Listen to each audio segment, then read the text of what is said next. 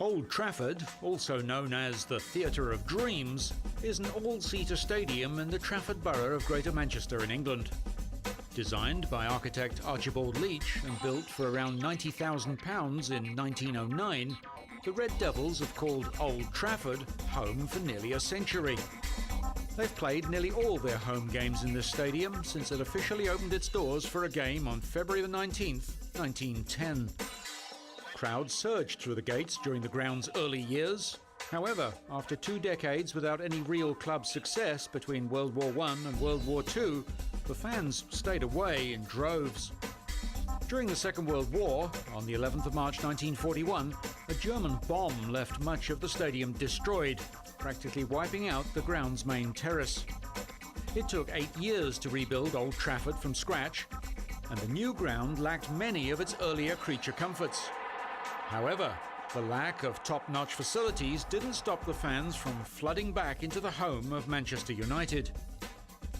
While the stadium was being rebuilt with bricks and mortar, Sir Matt Busby was rebuilding the hopes and dreams of the supporters as he set about reversing the fortunes of the club. Winning the 1948 FA Cup, Man U's first major trophy in over 30 years, saw fans swarming back in their thousands. So when their spiritual home reopened, there was no stopping the Red Army's return to Old Trafford. The weather was atrocious, but the wind and rain failed to deter the fans. The first game at the reopened ground attracted almost 42,000. Over the next 10 years, Old Trafford saw massive developments with the main stand roof restored in 1954. The addition of a roof over the Stretford end in 1959 completed the ground's cover. Floodlights were installed to facilitate night matches. The old roof pillars were replaced in 1965 with modern-style cantilevering on top of the roof, allowing every spectator to enjoy a completely unobstructed view. With consistent building works taking place at Old Trafford since the rebuild in 1949, the ground's capacity has fluctuated dramatically over the last 60 years. The initial crowd capacity of 80,000 shrank sharply throughout the 1960s, 70s and 80s, when the stands could hold a mere 60,000 fans. Once the Old Trafford's design master plan of the 1960s was completed and the stadium had become a perfect bowl, the capacity dropped even further to a measly 44,000. This became a huge problem for the Manchester United management.